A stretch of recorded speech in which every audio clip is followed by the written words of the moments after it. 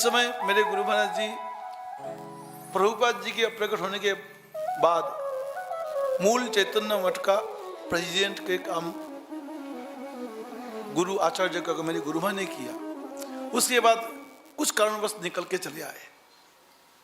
निकल के आए तो गुरु महाराज जी दिल्ली कलकत्ते में कहीं की जगह में अपना ठिकाना बनाया। और ठिकाना भी कैसे बनाया, किसी भगत के लकड़ी का गोदाम था उसमें ठिकाना लिया। गुरु महाराज के साथ में 150 ब्रह्मचारी था, 150। और ब्रह्मचारी उन दिनों कैसे थे आपको क्या बताऊं। उन दिनों के ब्रह्मचारी का खुराक बढ़िया खुराक था। एक एक ब्रह्मचारी 1-1 किलो 2-2 किलो चावल के भात तो ऐसे ही उड़ा जाते थे। ऐसे ऐसे खुराकी ब्रह्मचारी महात्मा और 150। और गुरु महाराज के पास जेब में फूटी कोड़ी नहीं है, बुरा हाल। गुरु महाराज जी कर्जा कर करके और किसी प्रकार, और फिर ब्रह्मचारी लोग कहीं जा करके भिक्षा करते कुछ करते से किसी महानात्मा ने क्या काम किया, मेरे गुरु महाराज जी के नाम पर कुछ हैंडबिल छपाया। क्या कि ये बहुत बड़ी बदमाश है, ये चोर है, ये फलाना है, ये फलाना है, ये ठिकाना है। हैंडबिल छपवा करके गुरु महाराज जी जहाँ अपने ठिकाना लिया उसके आसपास चारों तरफ घर घर में डिस्ट्रीब्यूट कर दिया। अब लोगों के घर से ये दिखाने लगे, महाराज जी ये बात। मठ के ब्रह्म जी को बड़ी परेशानी पैदा हुई। एक तो खाने को कुछ नहीं, गरीबी में आटा गीला, जिसको बोलते गरीबी में आटा गीला, वो हालत। एक तो घर में ये हालत, ऊपर से ये हालत। और ब्रह्म जी को गुस्सा भी इतना आया, बंदा कहीं पकड़ में आ जाए तो खोपड़ी फोड़ दूं। और चांस की बात है बंदा पकड़ में आ गया, और पकड़ में जैसे आया, तेरी आज खोपड़ी फोड़ता हूं, तुझे आज जिंदा छोड़ूंगा, चल मेरे गुरु महाराज जी के पास। उनको पकड़ के लाए गुरु महाराज के पास। गुरु महाराज जी ये बंदा हुई है। उनके थैले में इतना सारा वो हैंडबिल अभी रखा पड़ा, वो बांटने के लिए आया है। आप आदेश कीजिए, मैं खोपड़ी फोड़ोगे, क्या करूं, उसको कत्ल करूं।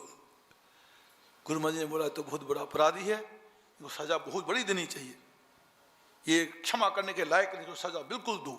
ऐसा करो, रसगुल्ला लाओ, रसगुल्ला लाओ, समोसा लाओ और दूध गर्म करो, बिठाओ, खिलाओ।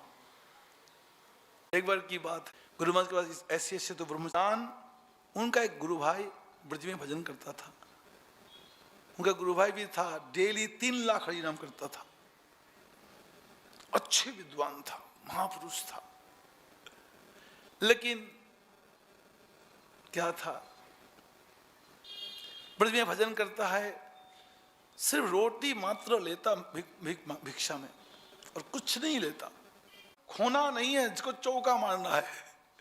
कहीं से हो सके पैसा लाओ, हमें दो, कहीं से लाओ। इतना तो कर्जा खड़ा कहां से लाऊं मैं। किसी को भेजा, बोला कैसे भी पैसा लाओ, 30 रुपया भी चाहिए हमको। आज नहीं दिया, वो महाराज जी कभी मांगा तो है नहीं, आगे कभी भी नहीं मांगेगा। एक मौका है, और जीवन में एक मौका मिला, बड़े वैष्णव बड़े गुरु भाई मेरे से मांगा है, अब मैं ना दूं, ये मौका मैं कैसे हो सकता हूं। गुरु ने फटाफट वो 30 रुपया कहीं से इंतजाम किया करके टेलीग्राम मनी ऑर्डर किया, साधारण मनी ऑर्डर नहीं किया, टेलीग्राम मनी ऑर्डर करके भेजा। इस प्रकार से गुरु महाराज जी को एक उनका चरित्र था, सतीर्थ प्रतिशत, अपने गुरु भाइयों की सेवा करना और वैष्णवों की सेवा करना उनका जीवन था। वैष्णव सेवा के लिए बस अपने को बेच दे, ऐसा था मेरे गुरु महाराज जी। और इतने पोलाइट, इतने विनम्र, उतने ही सुंदर, वैसे विद्वान, महान विद्वान, महान भजनानंदी। कई बार हमारे प्राचीन गुरु भाई गुरु बहनों ने कई बार बोला, गुरु महाराज को रात भर सोते नहीं देखा जाता था। सोते कब थे? हमेशा भजन में लगे हुए, सेवा में लगे हुए, हरि कथा में लगे हुए। ये मेरे गुरु महाराज का चरित्र था। गुरु महाराज ने 22 मठ बनाया पूरे भारत में।